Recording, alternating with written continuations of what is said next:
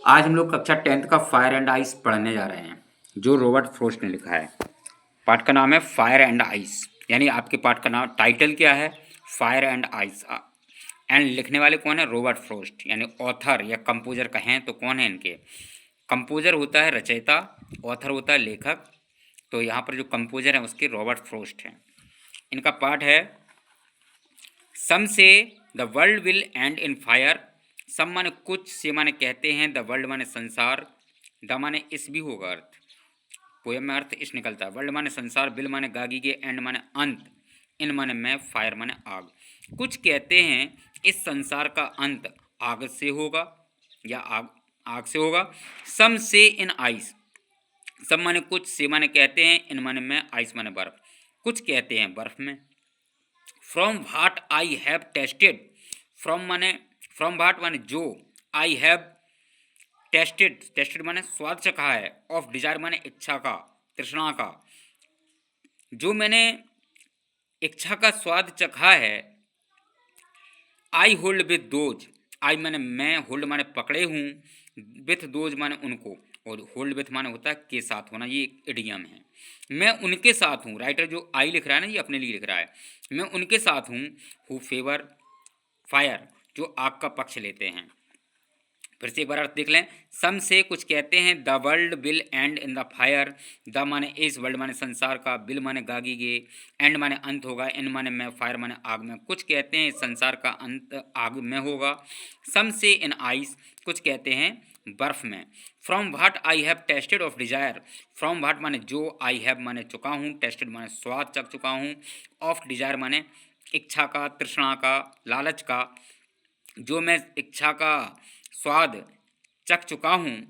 I hold with those, मैं उनके साथ हूँ, हु फेवर फायर, जो हु माने जो, फेवर माने पक्ष लेते हैं, फायर माने आग का, जो आग का पक्ष लेते हैं। अर्थात राइटर का कहने का तात्पर्य ये है कि उसके अनुसार, अकॉर्डिंग टू राइटर, इस संसार का अंत दो तरीके से होगा, या तो बर्फ़ से होगा या आइस से होगा। बर्फ़ माने यहाँ उसका जो ये युद्ध चलते रहते हैं, बम वगैरह, बम चलते हैं, या बोले मिसाइल वगैरह, इस तरीके से किसी तरीके से एंड होगा। या फिर जो इसने आइस लिखा, एक यहाँ उसने ठंडी घृणा से, जो आदमी के अंदर जो ईर्ष्या चलती रहती है एक दूसरे के प्रति, उस ठंडी घृणा से लिखा। या उसका कहने का तात्पर्य ये भी है कि अगर अंटार्कटिका पर पहाड़, अंटार्कटिका महाद्वीप की अगर बर्फ़ पूरी पिघल जाए, आपको पता होना चाहिए जो पूरी की पूरी बर्फ़ से बनी है, अगर वो पिघल जाए तो उसमें इतना पानी बन जाएगा कि इस दुनिया का अंत हो जाएगा। फिलहाल ये अपना अपना एक्सप्लेनेशन है, ठीक है ना। कोई कुछ किसी स्तर से उसकी व्याख्या करेगा, कोई किसी स्तर से करेगा। फिर भी कि कुछ कहते हैं संसार का अंत आग से होगा, कुछ कहते हैं बर्फ से होगा। From what I have tested of desire, जो मैंने इच्छा का स्वाद चखा है, या मैं जो मैं इस इच्छा का स्वाद चख चुका हूँ। राइटर कह रहा है जो मैंने लोगों को जाना है, पहचाना है। आई होल्ड विथ दोज, मैं उनके साथ हूँ, हु फेवर फायर, जो आग का पक्ष लेते हैं। अर्थात मैं उनके साथ खड़ा हूँ जो लोग ये मानते हैं कि इस संसार का अंत आग से होगा। बट अगले पैरा में राइटर कहता है बट, लेकिन, इफ इट, बट इफ, लेकिन यदि, इट हैड टू वाले का यूज किया जाता है, करना पड़ता है, ना पड़ता है, ना नहीं पड़ती है, ना पड़ता था, नहीं पड़ती थी, इस टाइप से, मतलब मजबूरी में कोई सेंटेंस दिखाने के लिए। जैसे मजबूरी में कोई सेंटेंस नहीं, बल्कि मजबूरी में कोई काम दिखाने के लिए। But if it had to perish, perish माने होगा नष्ट होना, ट्वाइस माने दो बार। यदि इसे दो बार नष्ट होना पड़े, इसे किससे, ये जो इट आया किसके लिए आया, संसार के लिए आया। यहाँ पर इट किसके लिए आया, संसार के लिए। But if it had to perish twice, twice माने दो बार, यदि इसे दो बार नष्ट होना पड़े, तो I think, I know enough of hate. I माने मैं, थिंक माने सोचता हूँ, आई माने मैं, नो माने जानता हूँ, इनफ माने पर्याप्त, ऑफ माने काकी के, हेट माने घृणा। मैं सोचता हूँ, मैं जानता हूँ कि घृणा पर्याप्त होगी। टू से कहना पड़ेगा, कहना पड़ता है, दैट माने की, कहना पड़ता है कि, फॉर डिस्ट्रक्शन, डिस्ट्रक्शन माने होता विनाश। Ice is also great, ice माने बर्फ, अर्थात यहाँ पर ठंडी घृणा से है। इज माने है, आल्सो माने भी, ग्रेट माने महान।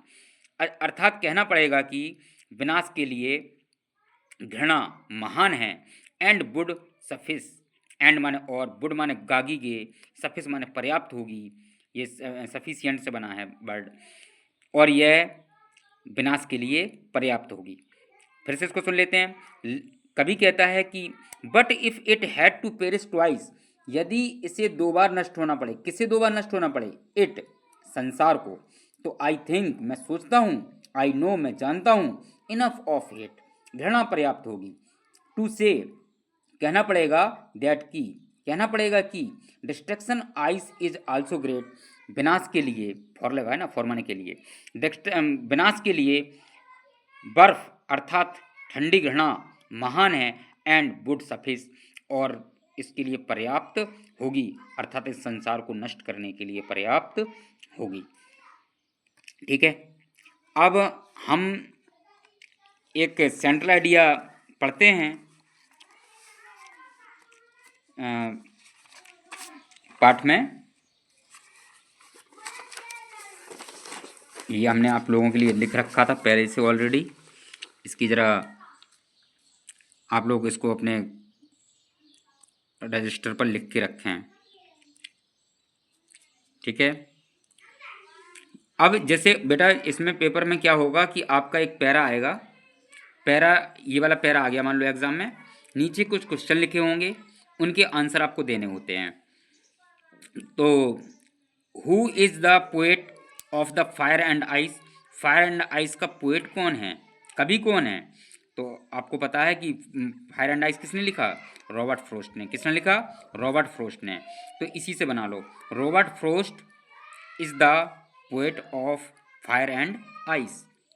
इसको ऐसे भी पूछ सकते हैं, कंपोजर, कंपोजर माने होता है रचयिता, हु इज़ द कंपोजर, या और ऑथर, क्वेश्चन हो सकता है who is composer of this stanza, question ये भी हो सकता है कि who is the author of this above passage या स्टैंजा। तो इसका कंपोजर कौन है। और आगे क्वेश्चन एक और है, what is the name of the title, what is the name of lesson, यहाँ लेसन होना चाहिए था, what is the name of the lesson और title of the lesson given stanza, जो स्टैंजा दिया गया है इसका नाम, पाठ का नाम क्या है, या इसका टाइटल क्या है। टाइटल माने होता है शीर्षक, नेम ऑफ द लेसन माने होता है पाठ का नाम। तो हम आंसर कैसे लिखेंगे, name of the composer, name of the composer dash लगा देना, रॉबर्ट फ्रोस्ट लिखेंगे। नेम ऑफ द लेसन या टाइटल ऑफ द स्टैंजा, तो हम लिख देंगे इसमें फायर एंड आइस। अगला क्वेश्चन है इसका, what are the rhyming words, rhyming words क्या होते हैं, यानी इन एबव स्टैंजा। वो कह रहा है कि व्हाट माने क्या, आर माने हैं, द राइमिंग माने समान ध्वनि वाले, वर्ड्स माने शब्द, इन माने मैं, एवं माने ऊपर, स्टैंजा माने स्टैंजा के ऊपर लिखे स्टैंजा के समान ध्वनि वाले शब्द क्या हैं, अर्थात जिनकी तुकबंदी एक जैसी हो। जैसे हम इसको पढ़ते हैं तो क्या लिखता है, फायर एंड फायर, डिज़ायर, एक जैसा है ना। तो बस यही इसके तुम्हारे राइमिंग वर्ड्स हैं। तो rhyming words are fire and desire. Fire माने तो बताया था मैंने आग होती है, डिज़ायर माने इच्छा होती है। What means of hold with, जैसे आपका ये पैरा लिखा है, यहाँ पर एक शब्द आया था होल्ड विथ, आया ना। तो राइटर पूछ रहा है जी होल्ड विथ का मतलब क्या है, what is the meaning of hold with. तो होल्ड विथ मीन्स एग्री, सहमत, अर्थात राइटर ने कहा था ना कि मैं आपके फेवर में हूँ, तो होल्ड विथ माने सहमत।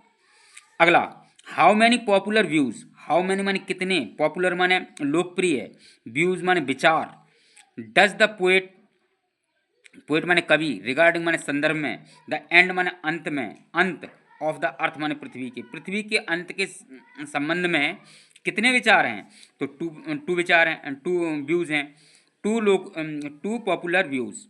क्यों, एक एंड इन फायर, एंड दूसरा क्या है, एंड इन आइस, दो टाइप के थे ना।